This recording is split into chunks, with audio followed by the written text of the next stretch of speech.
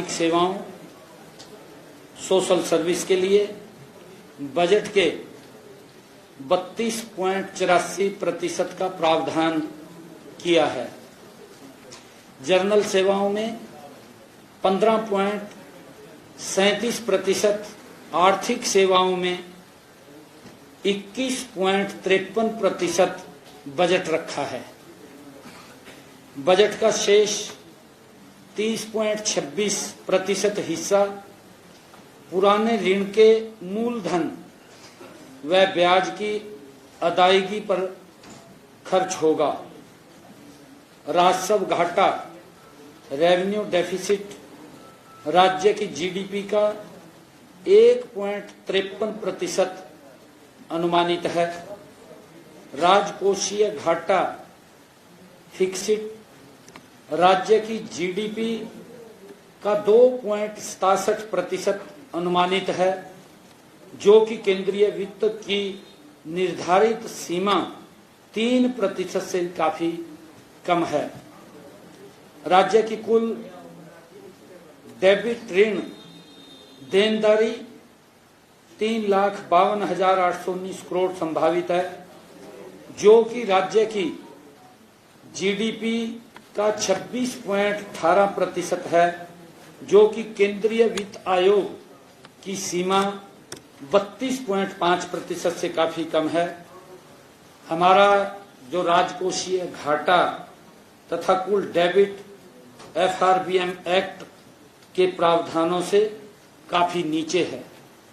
आज जो 2025-26 का बजट हरियाणा के जो लोगों के सुझावों के अनुरूप, जो उनके सुझाव, बहुमूल्य सुझाव हमारे पास आए हैं, जैसा हमने स्वयं जाकर के उनसे डायरेक्ट सुझाव आमंत्रित किए हैं या उन्होंने पोर्टल के ऊपर दिए हैं, हमने पूरा प्रयास किया है कि उनकी भावनाओं को, इसमें हर व्यक्ति की बात को समाहित करने का पूरा प्रयास इस बजट के अंदर हुआ है। मैं सभी को बहुत बहुत बधाई देता हूँ। राज्यपाल के भाषण में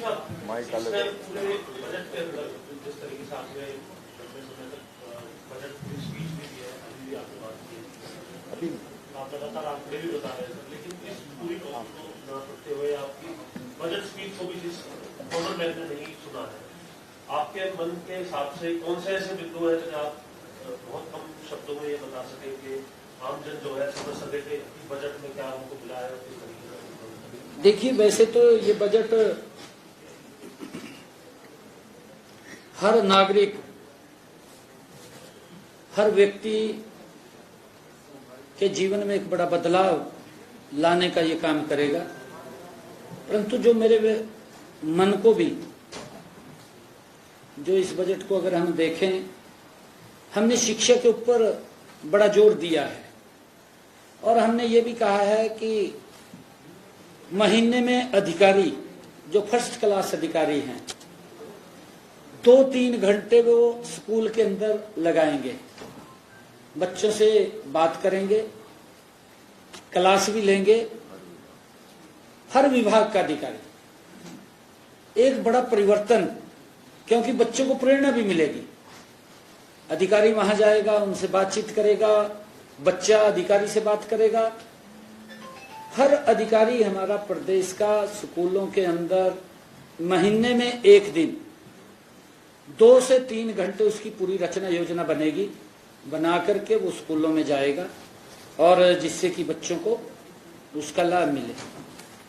दूसरा, हमने जो स्वास्थ्य की दृष्टि से अगर एक नजर में हम देखें, हर जिला स्तर के ऊपर हमने हॉस्पिटल में हर वो सुविधा वहां उपलब्ध होगी जो आज नागरिकों की आवश्यकता है। हमने वहां पर, आपने देखा, उसके बजट को भी बढ़ाया है और बजट के साथ साथ हमने वहां पर इंफ्रास्ट्रक्चर को भी देने की बात अपने बजट में कही है। अगर तीसरा मैं इसके अंदर एक नजर के अंदर देखूं कि हमारे जो इंडस्ट्री एमएसएमई या जो कोई उद्योग था, जिन्होंने उद्योग लगा रखे थे, उनको सरकार की योजना का लाभ नहीं मिलता था। क्योंकि हम देखते थे कई बार किसी फैक्ट्री के अंदर कोई घटनाक्रम हो जाता था, तो जब उसको लाभ देने की बात होती थी तो पता चलता था कि ये तो रजिस्ट्रेशन ही नहीं है। तो हमने ऐसी सब उसके लिए एक पोर्टल की व्यवस्था की, इसके ऊपर रजिस्ट्रेशन करेंगे और वो उसको जिस प्रकार से हमने आदरणीय मनोहर लाल जी ने अनऑथराइज कॉलोनियों को ऑथराइज करने का एक अभियान चलाया था, अब हम इन अनऑथराइज एमएसएमई और इंडस्ट्री के लोगों को ऑथराइज करने का ये अभियान चलेगा। इसका बड़ा लाभ उनको मिलेगा और मुझे ये भी खुशी है कि हमने इसके साथ जो हरियाणा प्रदेश के अंदर 50% की आबादी महिलाओं की है, उसके लिए जो हमारे विपक्षी दल भी बड़े प्रखरता से इस बात को उन्होंने महामहिम राज्यपाल महोदय के अभिभाषण में उठाया है, कहीं तो क्वेश्चन भी लगे। हमने कहा कि हम इसका प्रावधान कर रहे हैं। अभी हमने इसकी विंडो खोली, इसके बजट का प्रावधान किया है 5,000 करोड़ रुपए का, और उसकी सारी रचना योजना बनेगी। इसको रचना योजना बना करके कैबिनेट के अंदर ला करके इसकी पूरी एक प्रक्रिया बना करके हमारी सरकार की सोच है कि हमने जो कहा है यही तो मोदी की गारंटी है। मोदी की गारंटी यही है, कांग्रेस की गारंटी में कुछ नहीं है, खाली है।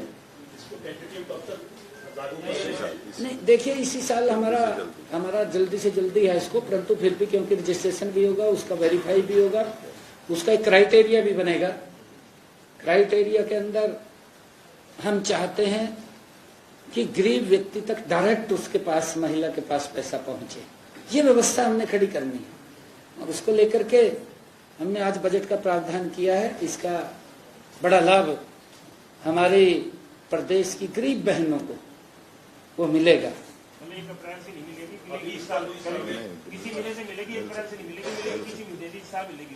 नहीं, अभी मैं शुरू से मैं क्या बात बोलता था, गारंटी है। हमने ये कहा था कि इस बजट के अंदर हम प्रावधान कर रहे हैं, हमने प्रावधान कर दिया, हमने विंडो खोल दी, 5,000 करोड़ रुपए उसके लिए रिजर्व कर दिया है।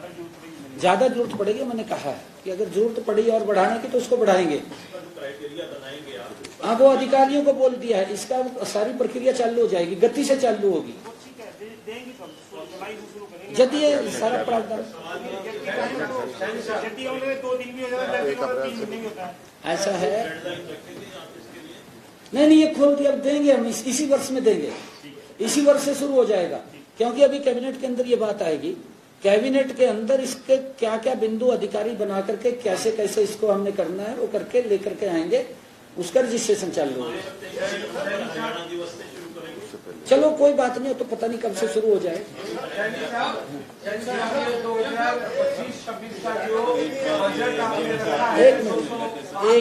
एक मिनट एक करके बोलेंगे तो मैं आपको एक और बात बता देता हूँ। मैं आपका क्वेश्चन भी लूंगा फिर, जो मुझे बहुत अच्छा लगा, क्योंकि मैंने महिलाओं की 50% आबादी की बात की है। लगातार हमारी ये डबल इंजन और ट्रिपल इंजन की सरकार महिलाओं को लगातार सशक्त करने का काम कर रही है, हर क्षेत्र में कर रही है, आप देख भी रहे हैं।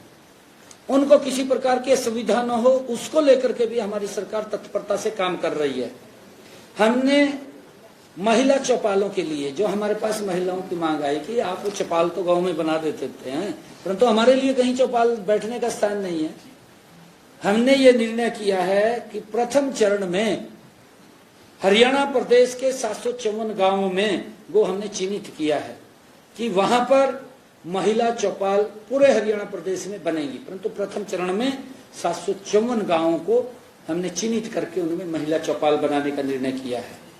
और मुझे ये भी बताते हुए कि लड़कियों के लिए किशोरी योजना जिसकी चर्चा की है, सभी 22 जिलों में लागू की जाएगी।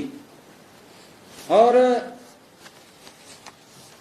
हरियाणा को भविष्य सक्षम युवाओं के लिए बनाने के लिए डिपार्टमेंट ऑफ फ्यूचर, ये इतना बड़ा विषय है कि आज से 20 वर्ष के बाद क्या होना है, क्योंकि पब्लिक लोग पॉपुलेशन बहुत ज्यादा गति में बढ़ रही है।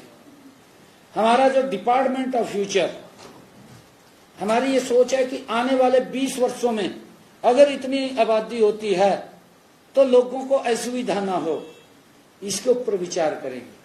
सुझाव भी देगी सरकार को कि यहाँ पर ये आप करिए, यहाँ पर ये करिए, यहाँ पर ये दिक्कत है, ये कमी है, इसको पूरा करिए। इसके नाम से एक विभाग हम बनाएंगे, ये भी निर्णय हमने किया है। हरियाणा एआई मिशन की स्थापना करेंगे। आजकल क्योंकि मीडिया, सोशल मीडिया का जो जमाना है, इसके अंदर हरियाणा एआई मिशन की हम स्थापना करेंगे और हरियाणा के कर्मचारियों को यूपीएस का लाभ दिया जाएगा, जिसकी पेंशन का, जिसकी मैंने बात कही है। और खेल नर्सरियों की संख्या 2000 की जाएगी, जो पहले 1500 वो थी। इस बजट के अंदर हमने बहुत सारे ऐसे विषय जो हमारे संकल्प पत्र में भी हमने कहे थे, वो भी बहुत सारे विषय हमने इस बजट के अंदर पूरे किए हैं, जिनको हम पूरा करेंगे कहा है। और